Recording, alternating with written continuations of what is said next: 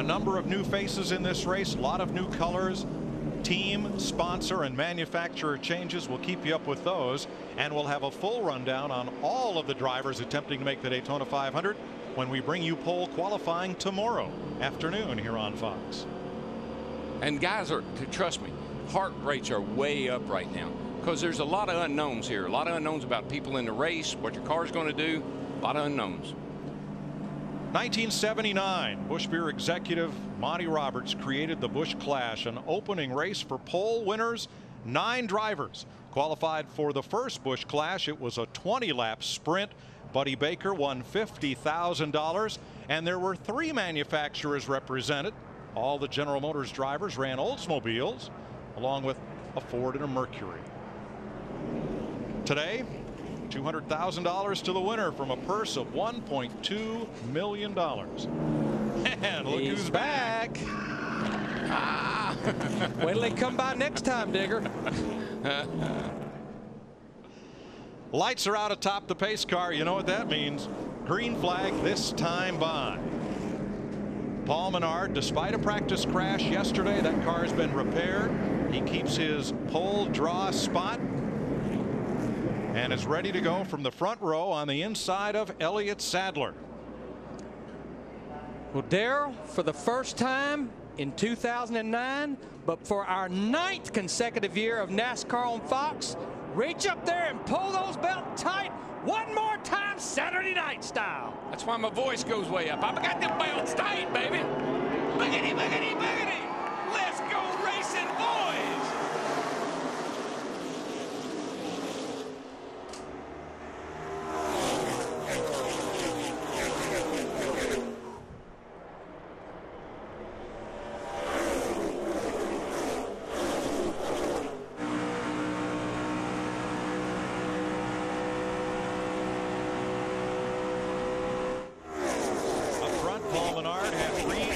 In tow. First 3 single file.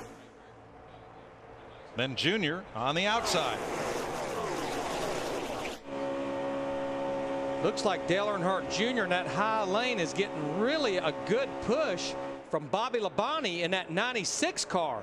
And we've seen that a lot here lately, that 2 cars on the outside, the way the draft works, you can really get a good run even with a lot of cars lined up on the bottom.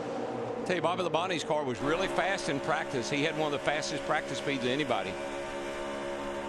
Kevin Harvick started in the back row. He's passed 6 cars on the way to the front. I'll be kind of interested to see how Jeff Gordon fares from back there in 28 starting spot, what his strategy will be. Harvick in the 29, Jeff Burton, his teammate, pulls alongside. And we mentioned Jeff Burton had to drop to the rear of the field because of the NASCAR rule of changing engines with the problems they had. This is the first laps he's made with this engine in this 31 car. One of the things we're going to have to watch for, Mike, Larry, you know this, is tape on the grill. Sometimes these guys will get real aggressive with that, and sometimes they overdo it and the things will start running hot. 190 miles an hour. The Eau Claire, Wisconsin driver Paul Menard racing a Ford in 2009 for Yates Racing. Out in front of the Budweiser Shootout field, Reed Sorensen being challenged by Denny Hamlin in the 11 on the outside. Now Hamlin looks like he's going to drop down behind Paul Menard. Not for long. In that 98 car. Now he jumps back to the high side. Yeah, not for long.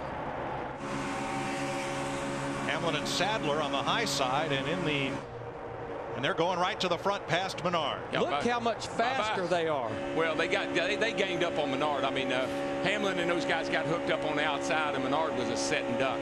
Now Brian Vickers in the 83 inside of Sadler, but the 2006 winner of this race, Denny Hamlin, pulls out in front.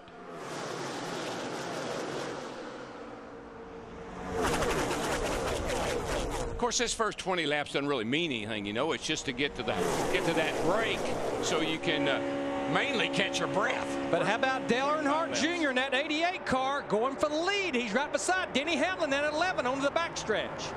And I think the fans will let you know who's fighting for the lead. Boy, Kurt Busch in that 2 car was sideways. Casey Kane got into the back of him. Man, Sadler jumps down behind Junior. All clear, all clear. Won't hear that very often. All clear. Junior went to the front. Oh, we got trouble. David Reagan in the 6, Joey Logano in the 20. And Robbie Gordon. Scott Speed, the 82, and Greg Biffle are in it. Caution out. Well, that didn't take long. Logano had just come from finishing second in the ARCA 200 this afternoon. That's why he missed the drivers' meeting.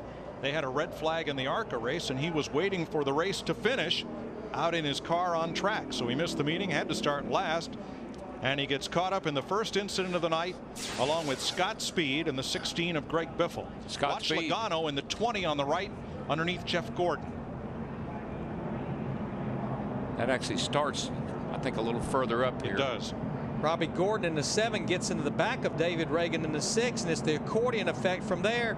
And Joey Logano in the 20 just gets clipped as Scott Speed, the 82, comes off the banking.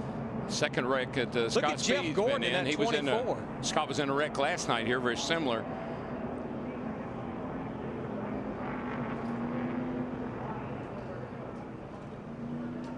Watch the 24 of Gordon up high as this unfolds, snaking his way through it. Boy, look at that. Unbelievable. Jeff did an incredible job. I mean, that was, but to dodge those cars and weave his way through there like that at speed. Digger says, man, y'all woke me up in my hole. Y'all woke me up early.